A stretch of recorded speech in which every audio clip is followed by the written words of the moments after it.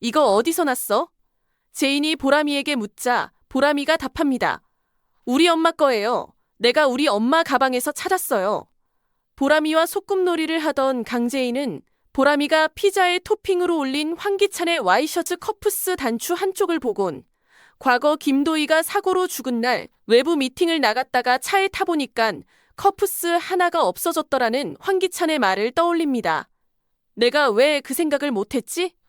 도희 씨 사고 나던 날 황기찬 와이셔츠 오른쪽 커프스가 없었어. 그날 분명 엔진이 고장나서 차도 센터에 맡겼다고 했었는데 황기찬이 도희 씨 사고랑 관련 있는 게 틀림없어. 제인의 표정이 굳어지며 퍼즐 조각이 하나씩 맞춰지는 느낌이 들던 그때 거실 쪽에서 현관문이 열리는 소리와 함께 김도윤의 목소리가 들립니다. 저 왔어요. 강제인은 단추를 손에 꼭 쥔 채 결연한 표정으로 거실로 나와 김도윤을 마주봅니다. 도윤 씨, 저랑 잠깐 얘기 좀 해요. 드디어 실마리를 찾았어요. 도윤은 놀란 듯 되묻습니다. 실마리요? 도윤의 물음에 제인은 한 걸음 가까이 다가서며 단추를 조심스럽게 보여줍니다.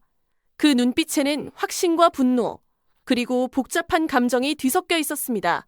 도희 씨 사고 나던 날 황기찬이 외부 미팅 갔다가 집에 왔다고 했어요. 그런데 와이셔츠 오른쪽 커프스 단추가 없더라고요. 제가 그때 물었어요. 왜 하나만 있냐고. 그랬더니 잃어버렸다고. 그리고는 차도 고장나서 센터에 맡겼다고 했어요. 제인은 그 단추를 다시 바라보며 말합니다. 근데 오늘 보람이랑 놀다가 이걸 발견했어요. 황기찬 와이셔츠에 달린 그 단추가 여기 있었어요. 보람이한테 물으니 도희 씨 가방에서 찾았다고 하더라고요. 아마 유류품 속에 들어있었던 모양이에요.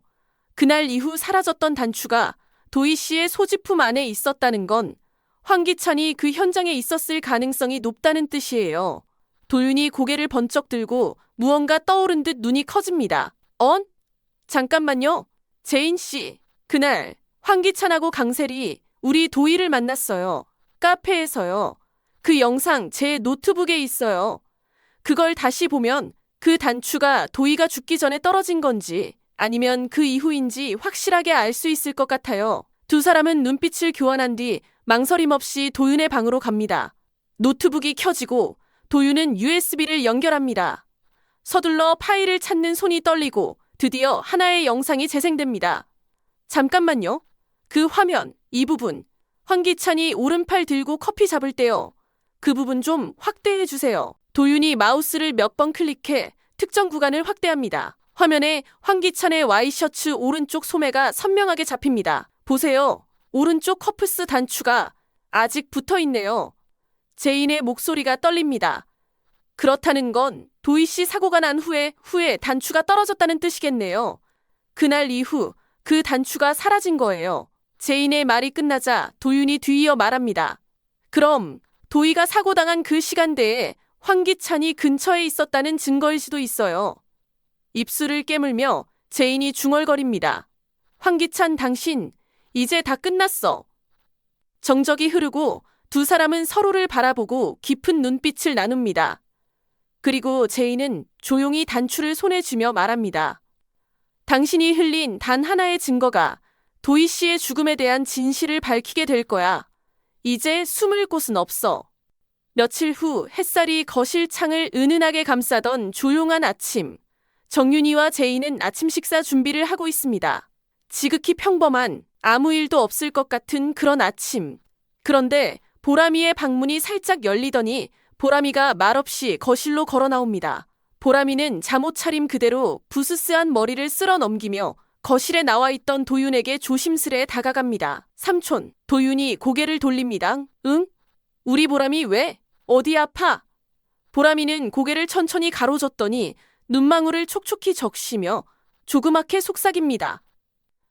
나 엄마 꿈 꿨어. 도윤의 표정이 순간 굳습니다. 엄마가 엄마 생일날처럼 말했어. 금방 온다고 했어. 보람이의 작은 손이 도윤의 소매를 잡습니다. 엄마 목소리 다시 듣고 싶어. 그 한마디에 도윤의 심장이 철렁 내려앉습니다. 도윤이 깜짝 놀라며 보람이에게 다시 묻습니다. 보람아, 엄마 생일날 엄마랑 통화했었어? 언제? 보람이 작게 고개를 끄덕이며 말합니다. 그때 저녁에 할머니 폰으로 나 혼자 했어. 도윤이 무언가를 떠올린 듯 부엌에 있던 정윤이에게 달려갑니다. 엄마.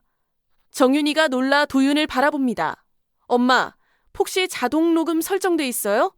정윤이가 놀라며 잠시 당황한 듯 하다가 아마 돼 있을 거야. 예전부터 녹음기는 꺼놓은 적 없었거든. 그래, 그러고 보니 보람이가 내 폰으로 도희랑 통화를 했었네. 내가 정신이 없어서 그걸 놓쳤어. 보람이가 통화하고 그냥 내려놨을 텐데 그날 자동 녹음 켜져 있었던 것 같아. 한번 봐봐. 정윤이는 도윤에게 자신의 휴대폰을 건넵니다. 제인이 조용히 다가와 낮은 목소리로 덧붙입니다. 그 통화 안에 뭔가 있을 수도 있어요. 꼭 확인해봐야 해요. 방으로 들어온 도윤과 제인은 정윤이의 폰에서 녹음 파일을 찾습니다. 그들의 손끝은 미세하게 떨리고 긴장감이 방안을 조여옵니다. 오후 7시 42분. 이거예요. 틀어볼게요. 도윤이 숨을 깊이 들이쉬고 녹음 재생 버튼을 누릅니다. 조용한 도윤의 방에 울리는 마지막 통화. 정적이 흐른 방 안에 보람이의 해맑은 목소리가 울립니다. 엄마, 나 풍선도 불고 초도 꽂았어. 그 순간 제인의 눈에 눈물이 그렁그렁 고입니다. 그리고 도희의 따스한 목소리가 이어집니다. 우와, 우와, 보람이 최고다. 엄마 지금 가고 있어. 조금만 기다려. 도희의 말이 끝나기도 전에 갑자기 퍼! 무언가 강하게 부딪히는 소리가 나고 곧이어 급브레이크 음이 방안을 가르듯 울립니다. 끼이이이이.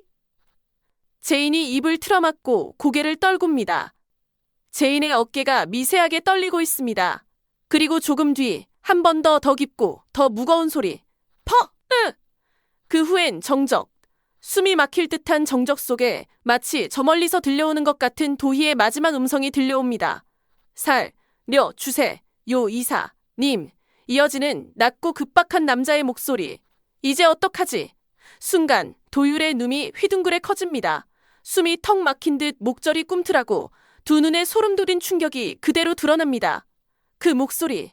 익숙해서, 너무 익숙해서 절대로 착각할 수가 없는 목소리. 황기찬. 이럴 수가. 황기찬 당신이었어. 도희를 죽음으로 몰고 간 사람이 당신이었어. 도윤은 핸드폰을 내려다보며 그 안에서 막 들려온 황기찬의 목소리에 치솟는 분노와 충격으로 손을 부르르 떨고 있습니다. 그 옆에 선 제인의 손끝도 싸늘하게 식어가고 눈앞이 하얘집니다. 잠시 후 녹음 속 여자의 목소리가 이어집니다. 그 역시 떨리고 있었지만 오히려 더 위험하게 낮고 차가웠습니다. 입 닫아. 지금은 조용히 사라지는 거야. 어차피 우리 비밀 알고 있는 사람 이제 없어. 잘된 거야, 기찬 씨. 도윤은 핸드폰을 쥔 손에 점점 더 힘을 줍니다. 관자놀이에서 두드리는 핏줄, 그의 입꼬리는 미세하게 떨리고 있었습니다. 재생이 멈추고 방 안엔 다시 정적이 흐릅니다. 그 누구도 먼저 입을 열 수 없었습니다. 조용히 고개를 들던 제인의 눈이 도윤과 마주칩니다. 제인의 눈동자는 더 이상 흔들리지 않았습니다. 눈물은 이미 말랐고 분노는 칼날처럼 날카로웠습니다. 그리고 둘은 함께 지금까지 단 한 번도 마주하지 못했던 진실이라는 이름의 문을 향해 그 발걸음을 내딛습니다. 이제부터는 응징의 시간이 시작됩니다.